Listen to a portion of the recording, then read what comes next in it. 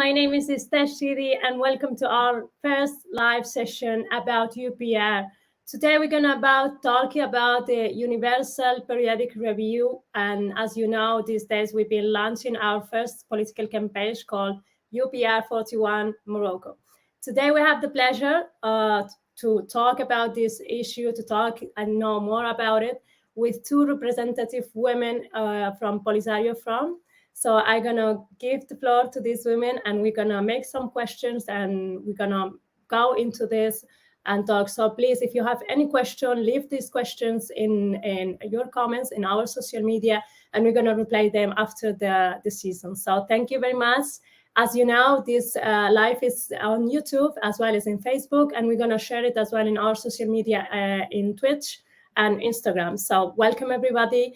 My name is Istashiri. I'm the coordinator of Sahrawis Today, and I'm really happy to have you here. I'm really happy to talk about this topic that is really important for the Sahrawi people and all civil society, which is being vulnerable by Morocco and this regime. So today we have the pleasure to have on with us Sania Al-Bashir. She's a representative women and representative Polisario politician in Sweden, and Umayma, she is as well a representative Polisario Front in Switzerland.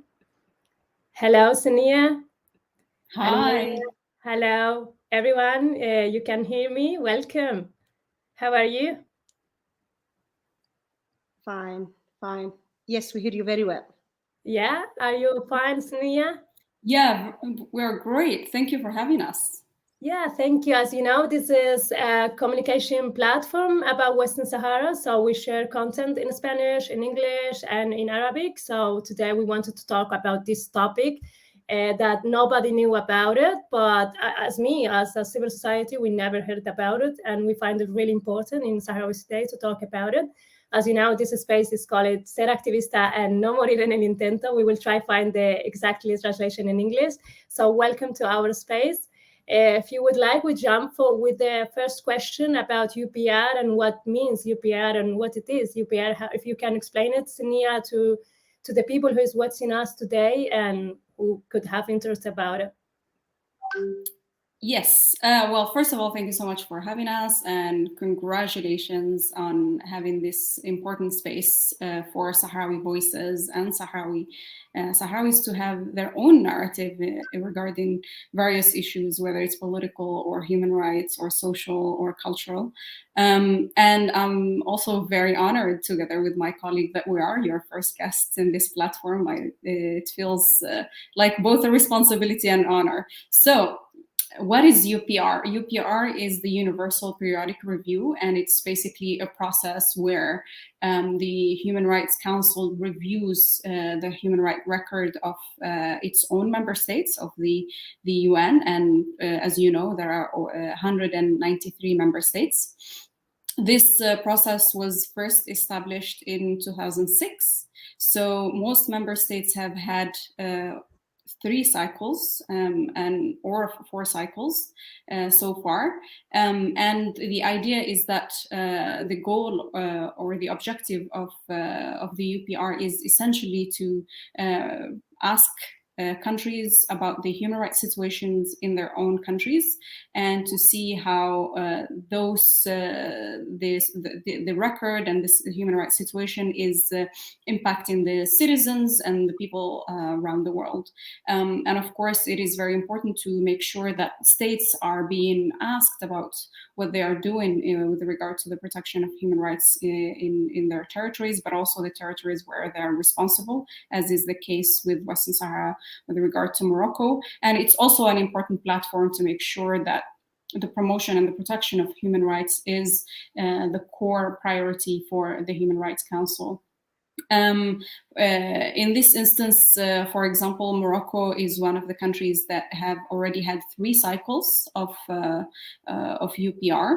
The first cycle was in 2008, and then in 2012, and then in 2017. And this is the 4th time that Morocco will undergo this review, which will be on the 8th of November of this year of 2022. And the review is basically conducted in a working by a working group that's responsible for the UPR, and member states from the United Nations, but also members of the Council itself, which is usually 47 countries, can ask the state that's being reviewed about the situation in their country, what have they done to improve the human rights situation, and then also propose recommendations to the country with regard to their human rights record. The other interesting thing about the UPR is that it's not only the country that's being reviewed that submits reports. The Human Rights Council, the Secretariat, and the Human Rights High Commissioner also submit reports, but also civil society organizations can submit what is called shadow reports. As you can imagine, countries and states don't really expose and share all the information about what is happening in their countries, and of course try to hide all of the abuses and violations. So having civil society organizations, NGOs, human rights councils, human rights associations, national human rights commissions submit reports in parallel is very important. And in this instance, it can be as well some lobby, I suppose, in these organizations or on these states and stuff like that, not to show the reality? Or have you found it sometimes related, especially with Morocco, that has special power and they have so much put on lobby? Yes, so exactly. So having civil society and NGOs submit those reports is a way to hold accountable states, because states often try to hide the realities, and Morocco is one of those countries that are very, very good at doing that. And it's also an important platform to make sure that the periodic review, the UPR, is as balanced as much as possible. And it's also important for member states to be exposed to those reports and that kind of information.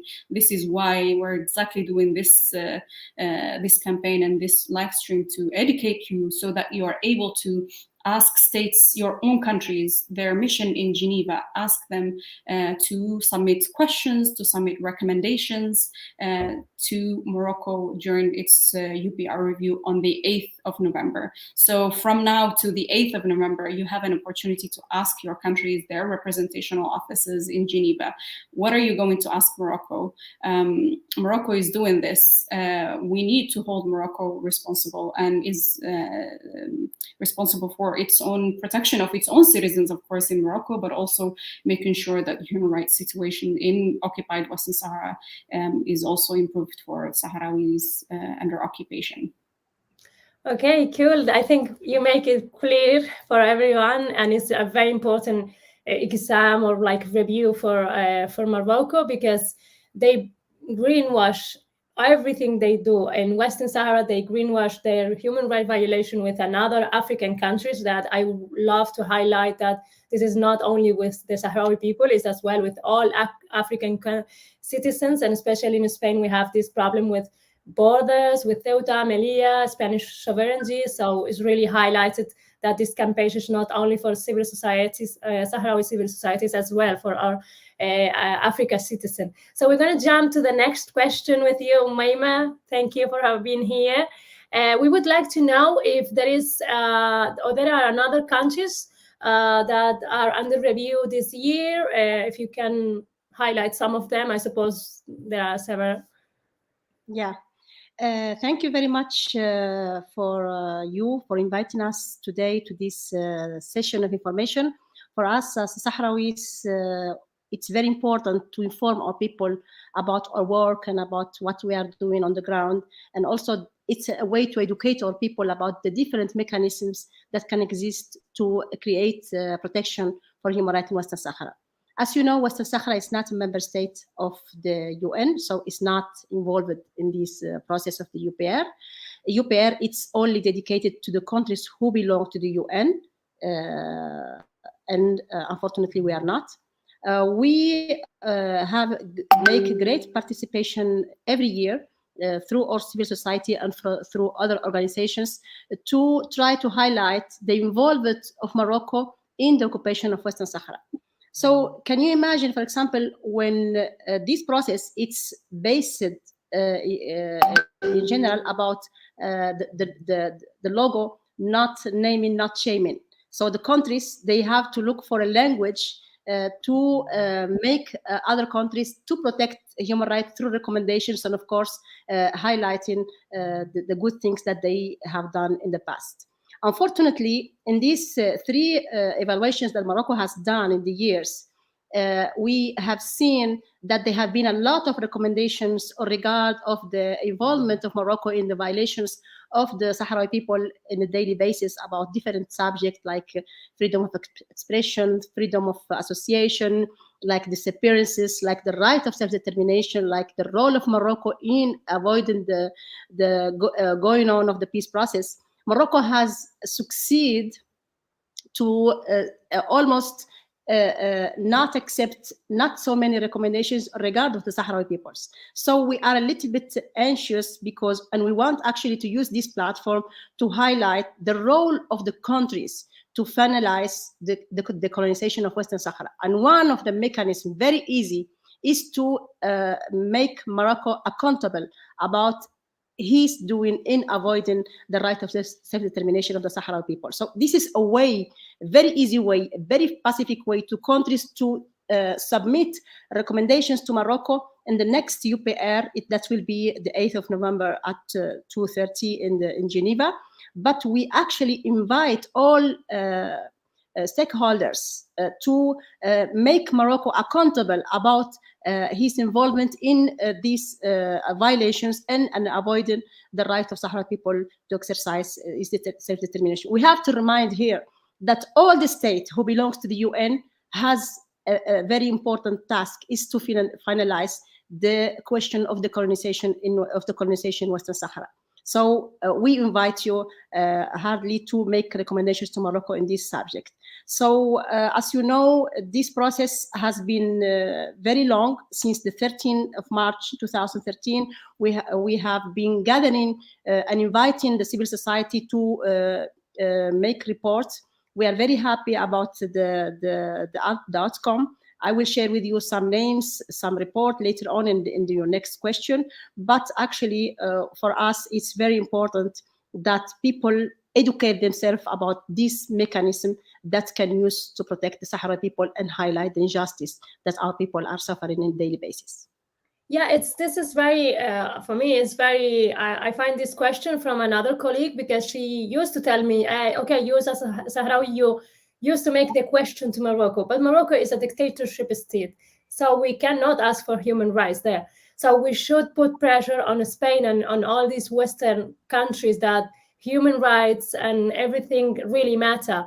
So we really need to make them the question, and this campaign is for this civil society, and especially for as well Morocco civil society, because some of them, and a lot of them, women especially, are under oppression as well. So this is very important what you highlighted, that like we need to call all the UN members. We need to make how we call it, like democracy for all of them, or a request to democracy and human rights respect for all these countries that belongs to the UN. So we're gonna jump to the next question. Our live streaming are only 1 hour. So I would like with you, Sania or Maima, to tell us about the organization are involved on this, because I know it's not only Polisario. I don't really know if Polisario can bring report in this case, or because as you said, we are not recognized as a state. So Rasht and Polisario, I suppose they cannot bring reports. But you've been working with another organization. Which organization? If one of you can reply this question. If you allow me, Cindy, just one moment. She asked me about which countries are under review this year. Actually, there is a web page that you can see the countries. But for us, what in our interest now is that Morocco, Tunisia, and Algeria are under review. Of course, South Africa and other countries who are also under review. But in the website, there is these countries who are under review this year. We have to remember that is the 4th cycle. So almost all countries are going to pass every 4 years to see if they have implemented the recommendations that have been submitted in the last UPR, and there will be also the submission of new recommendations for these countries. So this is the question. And now I let Sunia speak about this. No worries. It's our No, I first want time it to be the other way around, actually. Take it easy. We are not stressed at all. We're gonna make more streaming, so no worries if we jump another question and come back.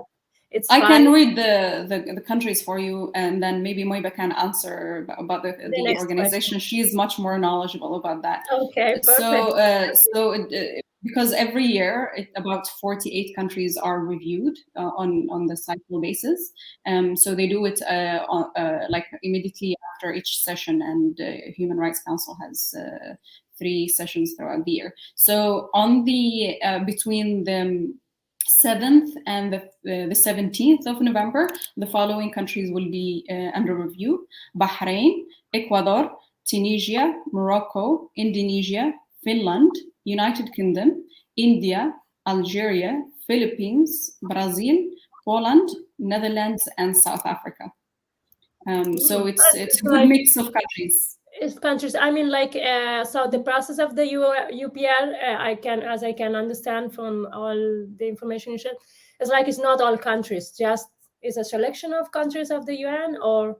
Yeah, let me just maybe touch upon that briefly, since maybe it didn't come across as clearly. So each year, a group of 48 countries are reviewed, because there are 193 countries. They cannot be reviewed all in one year. There are too many. So that so far, all countries have done 3 cycles, at least. So each year, 48 countries are reviewed, and it goes like that. So you have your first cycle. It was more the first cycle. I think they did more countries per bulk to make sure that everyone gets their first review. And then from second review and third review, they had only 48 countries per cycle. And then the UPR, those cycles happen almost a month after the Human Rights Council session is held. So you cannot have 193 altogether, and they mix from the different continents, as you have heard. It's countries from Europe, it's countries from Africa, it's countries from Latin America, and it's countries from Asia. So it goes like that. You have a group of countries that are reviewed by this special working group on UPR, but that working group is also open to other member states of the United Nations to ask questions and make recommendations about the human rights record for those countries.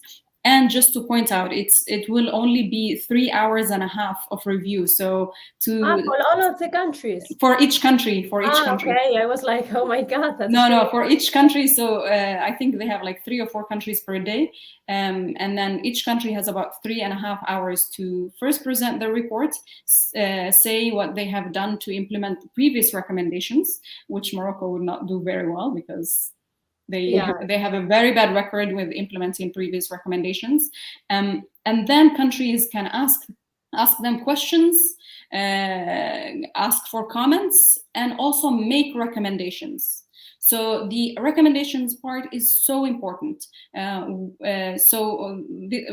will talk about this. In the reports, the shadow reports that have been submitted, organizations, NGOs have submitted proposed recommendations. So literally, countries can just take some of those recommendations, so they don't have to come up with anything new. We already prepared it for them, and they can use it. So when you tag your country's mission in Geneva, you can copy and paste some of those recommendations, which we'll also share in the campaign in the next few days.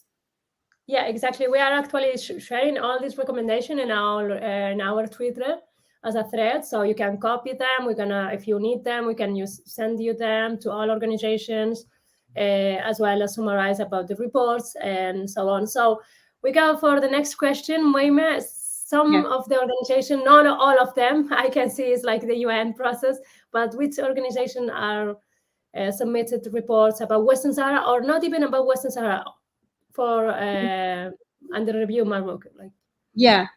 Thank you very much for making me this question, and allow me please to thank all the Sahrawi organizations and friend organizations from international level that has been active in making this important work of reminding the world what's going on Western Sahara. So we, as civil society, we have presented 13 reports. And in general, for Morocco, they have submitted around 66 report who may be like presented by one organization or with a lot of organizations. So I will speak about the Sahara organizations. So ISACOM, the National Sahrawi Stance Against Occupation, le Comité Suisse de soutien du peuple sahraoui, la Commission, National Commission for Human Rights, and FAPREDESA, they have submitted a report on the situation of human rights in non-self-governing territory of Western Sahara occupied by the Kingdom of Morocco. There is another report that has been presented by Sahrawi Association to Protect Natural Resources, ACAPS, Nova Act, and Observatory des Droits de l'Homme, North Africa, Oriental Militia, and other organization that's called WSNS. They have presented a report about the plundering of the natural resources in Western Sahara. There is another report that has been presented by International Fellowship of Reconciliation conjointly with Collective Codesasso, Sahrawi organization to human rights defenders in Western Sahara, about freedom of association and peaceful assembly in the occupied territory of Western Sahara. There is another report presented by the mother of 15 disappeared young Sahrawis who they were alone, to remind that Morocco is still unaccountable in the missing of their 15 boys. There is another report represented by Equipe Media, American Association of Jurists, Rapporteurs Sans Frontières, and Emmaus Stockholm. They also presented a report about freedom of opinion and expression and safety of journalists. There is another report, sorry, there are so many. Yeah, we just highlight some of them. Sorry, the other organization, we're gonna highlight them those days. We're gonna share them in our social media. Just summarize. Yes, the Sahrawi organizations who are involved in the mining, victims of mines and all, and the wall also presented the report. I will go fast. Adala, they present something, Adala UK with Western Sahara UK and other organizations like Terre des Hommes Suisse. They presented a report about children's. ISACOM and National Commission for Human Rights, they presented a report about human rights violation committed against human rights defenders in the non-self-governing territory of Western Sahara occupied by the Kingdom of Morocco.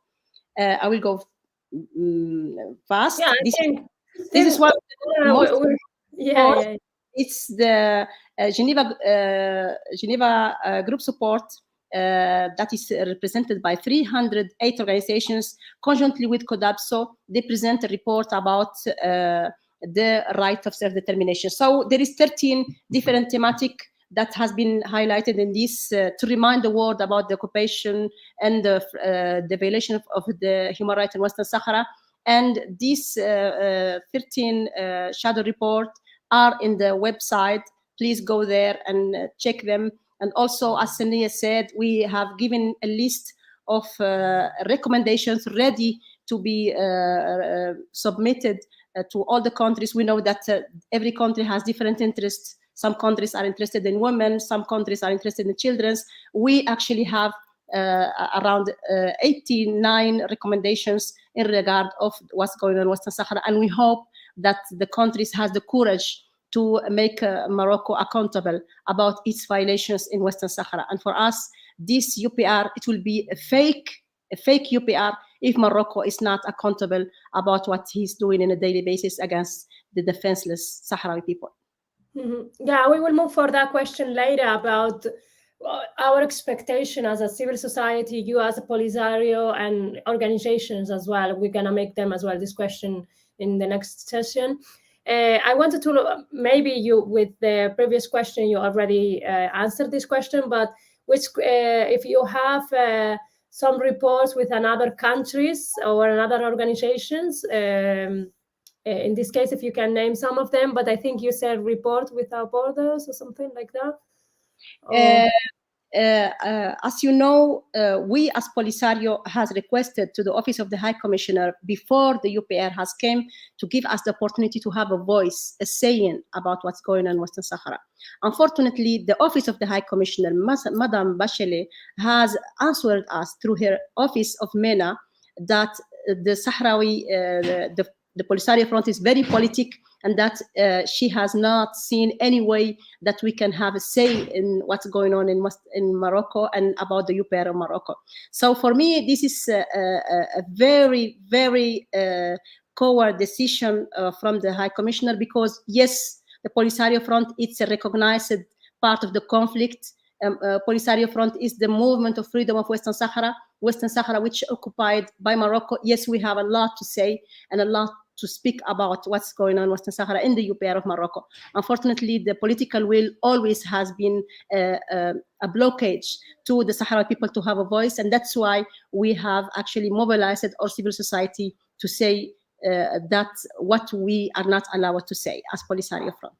Yeah, exactly. This is very important because most of the times we as a civil society, we can say things and express ourselves, because even in the diaspora, we speak behalf of our people, because all of us, we have our family in refugee camps, our mothers, our aunties, our grandfathers, or a whole family, like in my case. So it's very important, this engagement between civil society and as well with this country where we are living, civil society as well, make them important, because human rights are must to be important everywhere. So if you just allow me to add a little bit, for sure. Just to add to what Moima said, this goes to show how political bodies like the United Nations system is very much politicized, and it's very much led by member states and the interests of member states. And it's really unfortunate, because a lot of people have this perception that United Nations mechanisms are there to protect people, and they should be, especially a body that's meant to protect human rights and has a mechanism to protect human rights. If that body is hijacked by politics, if that body is hijacked by political interests, it is a major problem, because Polisario Front, as the liberation movement, as the legitimate representative of the people, does have stake, a major stake at that, and should be part of the UPR process. But it has not been included in this process because of the politics. And because, like you said in the beginning of the session, because of Morocco's lobbying, because of the amount of pressure that Morocco puts not only on states, on governments, on countries, but even on employees of these bodies. And that needs really to come out to light, and it needs to be highlighted that we are left out of these spaces because how politicized bodies of the UN and processes that are meant to protect those who are most vulnerable, and they have failed to do that in Western Sahara repeatedly. Yeah, just allow me to say something. Yes, we have worked very closely to a lot of countries who are friendly to Western Sahara. We have to remember that in Geneva, we have a group of support of the question of Western Sahara. It's composed by 15 countries. Also, the Polisario Front and our representation in Europe has mobilized all the representation of Polisario Front all over the world, in America Latina, in Africa, in everybody, inviting countries to present recommendations to Morocco in this UPR. Yes, the Polisario Front has made the job, but we need more pressure on Morocco to make it accountable about what's going on. And this is the platform that's really, we need to highlight what's going on in Western Sahara.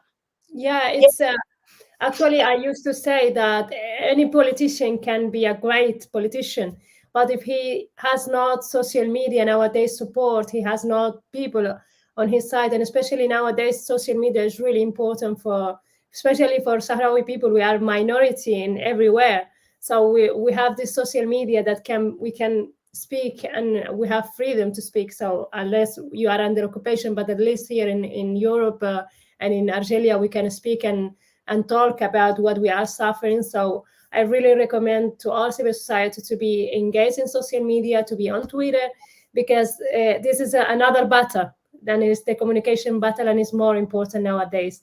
So thank you for summarizing very well all this information. Tomorrow we're gonna take highlights from all this conference and bring it to people and make it easier. We wanted to know like most areas, because as you know, as a Sahrawis, we suffer, we are refugees, we are in the diaspora, we suffer women violation in Morocco, in our areas that is occupied by Morocco. Which are the main areas that focuses this organization, you think, like in children, in humanitarian field? Sania? Yes. This is for you. So, sure. So some of the major recommendations or areas of concerns that have been highlighted throughout the years, throughout the previous cycles, and it will also be highlighted during this cycle in Morocco's UPR. One, which is very important, is that all of what's happening in occupied Western Sahara, in the occupied territories, stems or is because the Sahrawi people have been deprived from this fundamental right, which is the right to self-determination. And the reason why we are experiencing this violation is because Western Sahara continue to be a colony, continue to be an occupied territory, and its people have not been able to exercise their legitimate right to self-determination and freedom of expression of that fundamental right. So everything else is a consequence of not complying with international law, not complying with the fact that Morocco is an occupying power, that Western Sahara is a colony, and its people deserve to freely express their will through a referendum of self-determination. Now, since we haven't achieved that ultimate goal and that fundamental political right, there are several areas of concern that Morocco has engaged in abuses, in systematic violations that have been well documented by reputable human rights organizations like Human Rights Watch, Amnesty International, Frontline Defenders, Freedom House, you name it. But some of the best witnesses are the people who experience these abuses and these violences and these violations on daily basis, which are the Sahrawi people under occupation, the human rights defenders, the human rights activists who are at the front line trying to freely and peacefully express their opinions. And they have been violated on a regular basis. They've experienced arbitrary detention. They're arrested. They're tortured, they're imprisoned without ever being accused of anything. Worst even, they disappear. Many cases of forced disappearances continue to exist in Western Sahara. They also experience lack of freedom. There is no freedom of expression naturally, and that's the case not just in occupied Western Sahara, but also in Morocco itself. There is no freedom of movement, and we cannot forget to highlight the fact that Western Sahara continues to be media blackout, media black hole. No one knows what is happening in occupied territories of Western Sahara because no media, no journalists are allowed to go and report on the realities on the ground.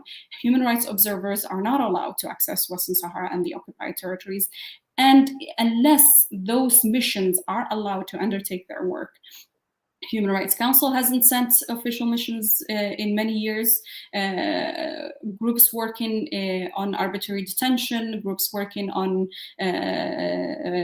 torture, special mechanisms and procedures within the UN human rights mechanisms have not been able to go and access the occupied territories. And if that continues to be the case, Morocco will just continue to violate, to torture, to imprison, to besiege, to beat, to rape, to kill without ever being held accountable. And the problem is, this is almost 50 years. We're coming to 50 years of occupation, 50 years of abuses and really horrific crimes against humanity and crimes against humans and violations, and no documentation of these abuses. And this is a really big problem because we don't really understand the extent of these abuses because there is no systematic and independent verification process and documentation and preservation of these crimes as evidence for later to hold Morocco accountable of these crimes. So major areas, like I said, are systematic human rights violations and abuses against Sahrawi civilians, in particular human rights defenders, arbitrary detention of Sahrawis, illegal imprisonment of human rights defenders, and the most prominent group is that of Gdenizik, who have been under illegal detention for 12 years now, and many of them were sentenced between 20 and life imprisonment illegally for really for protesting peacefully.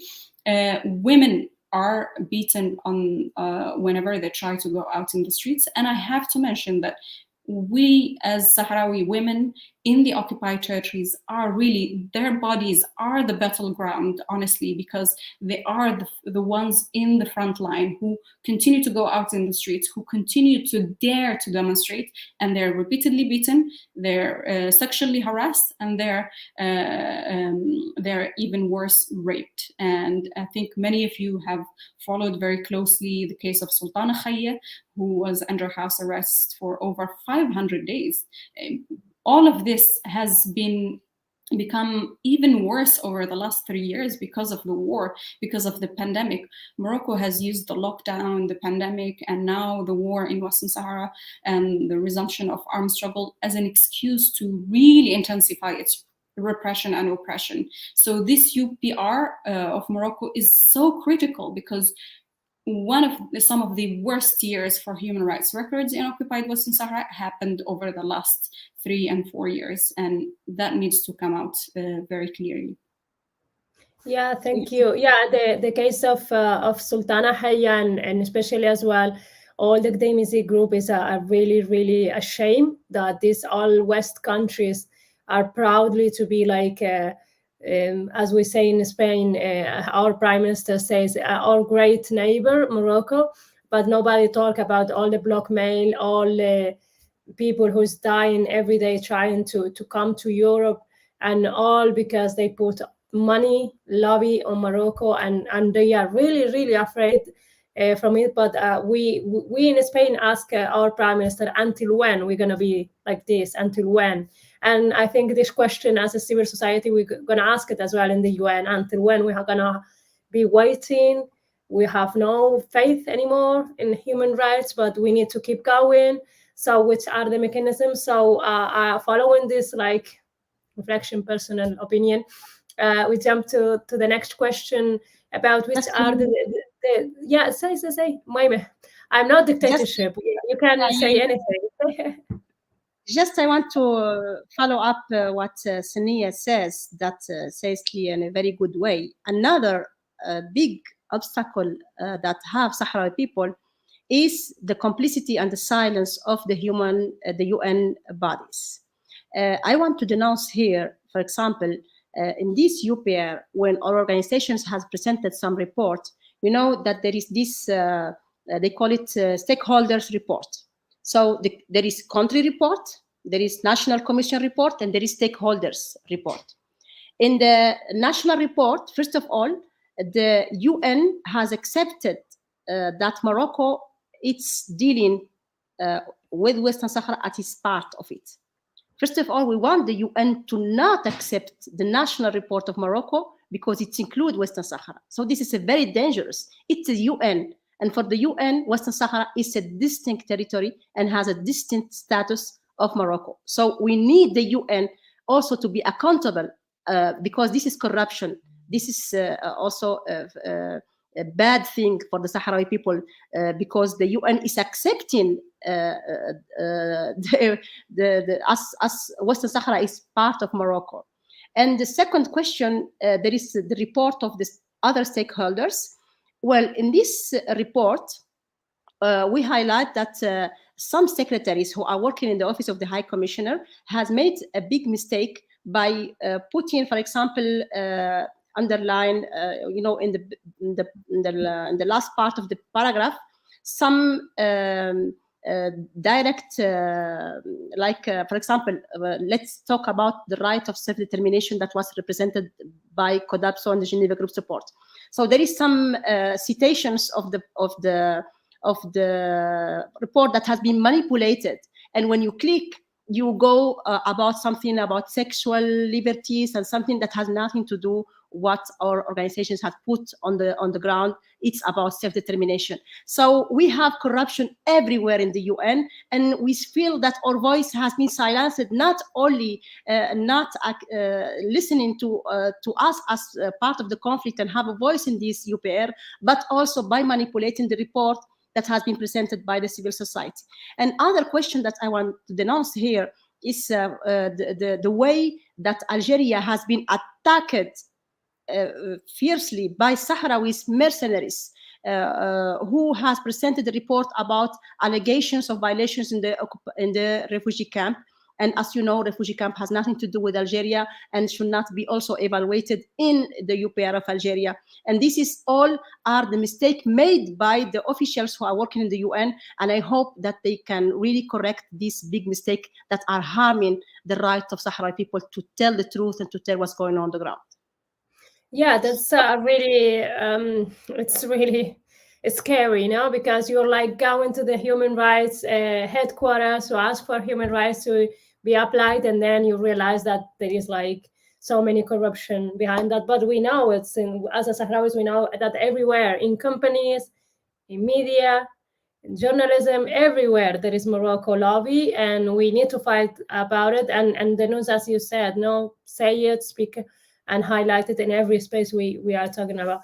So I would like to know which are the main demands that you ask as a representative movement of all the civil society of all Sahrawis, which are your main demands on this UPR? If you allow me, Sania, of course your English is better than mine, but as Polisario Front, we really want everybody, all nations, all countries who will participate in this UPR to be aware about the fact that Sahrawi people needs to have urgent right of self-determination, and that this conflict needs to the end. Also, another subject that we are very, very, very worried about is about the plunder of our natural resources, and is one of the cases of the blockage of our cause to be solved, the interests of some companies, some countries in the economic side.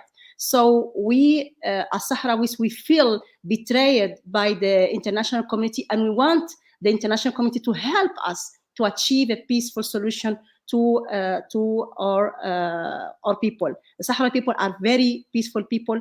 Sahrawi people has given to the peace 29 years of their life, and they have been betrayed by the lack of will and the lack of political will of the international community. It's time to give justice to Sahrawi people, and one way is to make recommendations about the right of self-determination of Sahrawi people, about how Morocco is blocking the peace process, about the plunder of our natural resources, about the treatment of the Western Sahara as is a part of some countries, because some countries who have opened the consulate in Western Sahara, we as Sahrawis, we feel that as an aggression and as a violation of international law, and this is not acceptable also. Also, we don't no one to protect us or to be with us.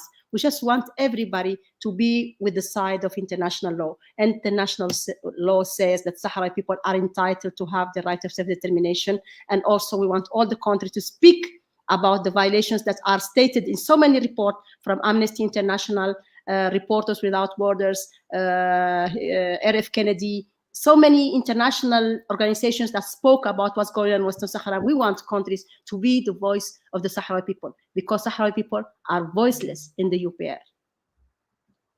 Thank you very much. I think it's very complete. Demands, as you highlighted, it's very, very important, this fight against international companies that are investing in occupied territories like in Western Sahara and Palestine, and they making profit, and they're making this struggle longer, and they are the main fault, or if I would say it in English, like it's companies. And thanks to the AU, that is facilitating all these agreements, make it easier to invest in Western Sahara and in any occupied territory. So as you know, we have 15 minutes. We're gonna talk about which are your demands as well. What do you expect about UPR, Sania and Umayme? What do you expect as well about civil society and this campaign that is running out during these 2 weeks? Yes. So, like we said in the beginning, this is really a great opportunity for you as a citizen, as an individual, to be part of this, because this is indeed our collective responsibility. Organizations, NGOs have submitted their reports already in March, so it made your job a bit easier to everyone listening to us. But you also you have an opportunity to be part of making a difference in the lives of Sahrawis under occupation in the occupied territories by asking your own countries. I highly recommend that you take recommendations, post them on your social media, tag, I insist on tagging the permanent missions in Geneva in your tweets or in your Instagram or your posts in social media. And even better, if you're someone who is really extremely proactive, you could look up their email address and email them and say, I'm from this country. I'm just interested to know, are you going to ask a question to Morocco during UPR on the 8th of November? Did you know that there is this and this and this happening in Western Sahara, which is an occupied country? Highlight the human rights violations that are systematically happening and committed by Morocco in the occupied territories. So use the hashtag UPR41 Morocco. I sincerely believe that we can really use this next couple of weeks to put and maximize as much pressure on these states to make sure that they ask questions. We really need as many questions as possible, as many questions and as many countries as states as possible to ask questions and make recommendations to Morocco. Morocco needs to be asked about its own record. Has it implemented any of the previous recommendations? But also we need to ask them give them recommendations in relations to the protection of human rights activists and human rights defenders, the unconditional and immediate release of all political prisoners, especially Gdeim Zik. Morocco needs to be asked about what happened to Sultana Khaya when she was together with her sister and mother under siege for 500 days. And the same is with other prominent human rights defenders, especially women in the occupied territories. We really need to be their voice and make sure that we ask those states, those governments who claim or some of them are genuinely are champions of human rights and democracy, need to make sure that they are an actual voice for human rights and the protection and the promotion of human rights of all peoples, especially the most vulnerable, which are people who are under occupation. And I have to highlight, Western Sahara is at war right now. So that in itself is also an added concern in terms of human rights and the international humanitarian law. So those provisions, those conventions that protect civilians during times of war needs to be implemented, and Sahrawis are really not receiving any protection whatsoever in the occupied territories. We cannot let them hang to dry and be killed and be imprisoned and be tortured. So I appeal to you again, write a message with recommendations that we will be sharing on Twitter. Send them and tag, I insist, tag the missions of your country and countries in your region in Geneva and tell them about this and ask them to ask questions, make recommendations on the 8th of November to Morocco. Thank you, Sania. Yeah, all these days we're gonna share all the recommendation. We made your job, or you make the work easy. So just retweet hashtag UPR41 Morocco. It's really easy and make pressure on governments. And we need these campaigns to be succeed. So we're gonna jump to the last question. As you know, we have 10 minutes. So I would like to ask you, Umayma or Sania as well, what do you expect from the UN? Because we as civil society, we are tired of UN. We don't really trust so much the UN. We don't really trust so much politicians. So what do you recommend to us? What do you expect from this UPR, and especially the last Minurso renovation and all this? If you can summarize it in 2 minutes. Yeah, I will speak very few. I'm sure that Sonia will make more. Just I want to highlight that with what's happening in Ukraine now, and seeing the European people paying the war that they are not, they have nothing to gain with, that international law and the respect of the borders of the countries is the only salvation of the war. So the war in general. So Western Sahara could not be an exception of the implementation of this international law, because the international law says that Sahara people are entitled to be free and independent, and that all countries should make efforts to make the Sahara people to be free. So now more than ever, Sahara people needs all nations to be with us in this fight to achieve a peaceful solution. The Sahara people has been left behind so many years. If there is a price that we have to pay for Western Sahara, we have already paid. I'm talking about 15 years of exile, thousands of people who has been disappeared, thousands of dead, a lot of women raped, separations, plunder of our natural resources. There is a big price that we have paid to have our country. It's time now to go and protect international law, because at the end it's the salvation of all the countries. So I really, really, really hope that nations can hear this voice and this appeal of Sahara people to exercise the right of self-determination, and to make Morocco accountable about its repeated violations of human rights in Western Sahara.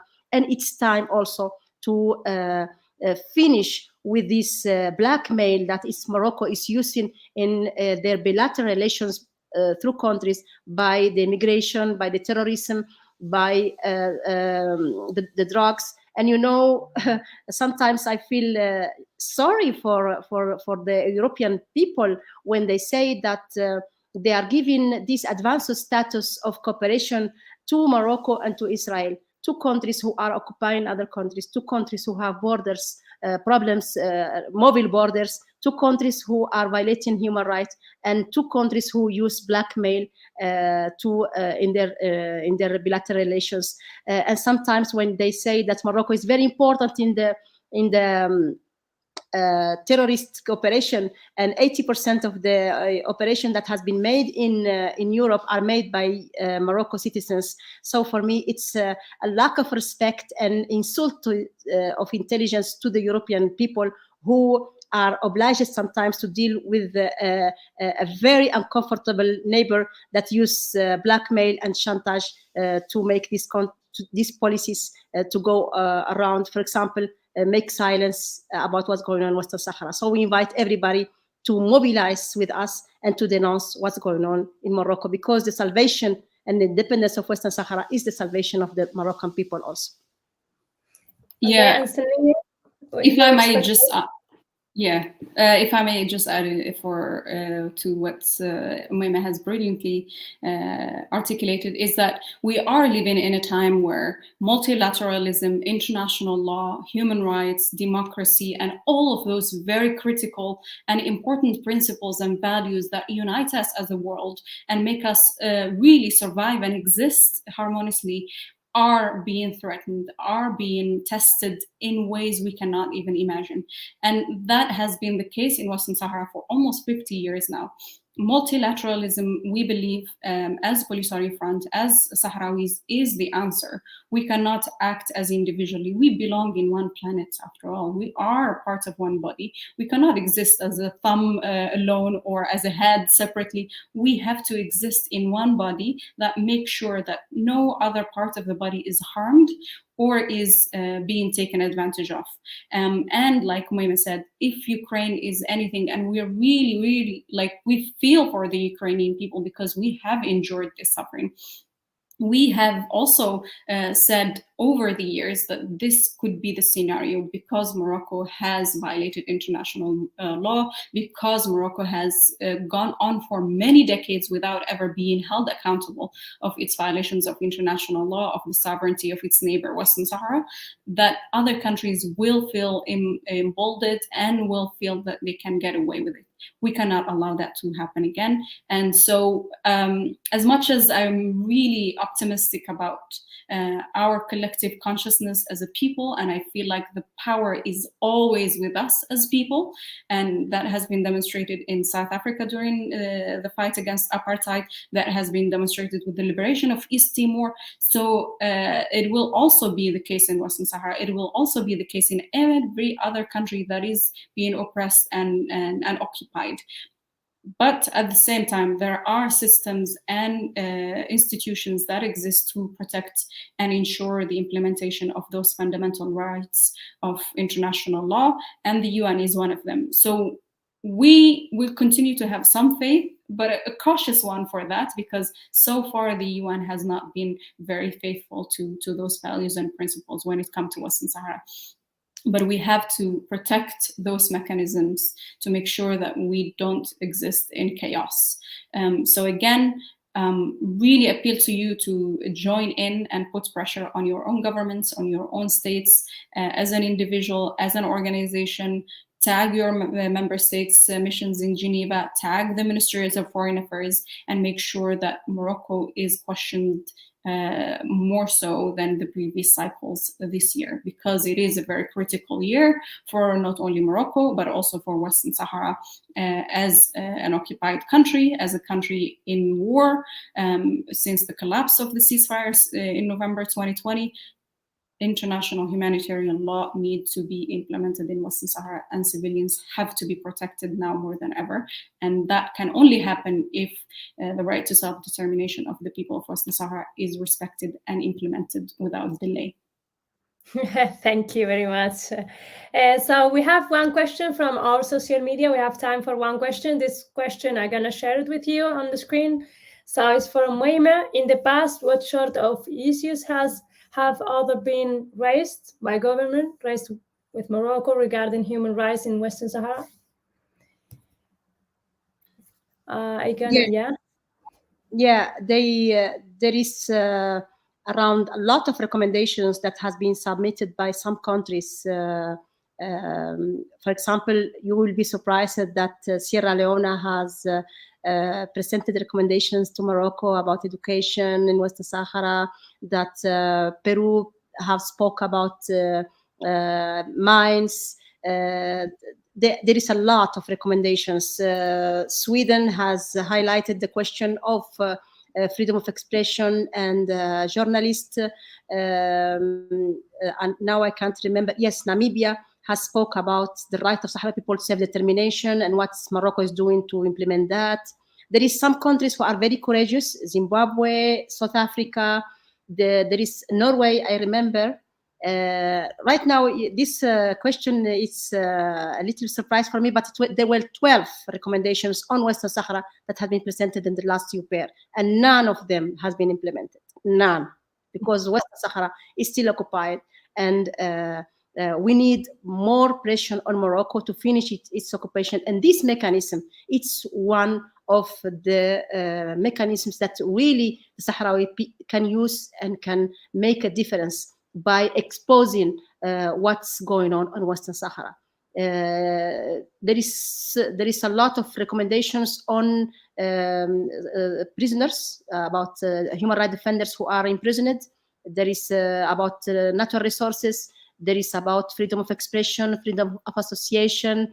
I didn't see nothing last year about disappearances, and we need to highlight this subject because there is still more than 400 Sahrawis who has been missing until today.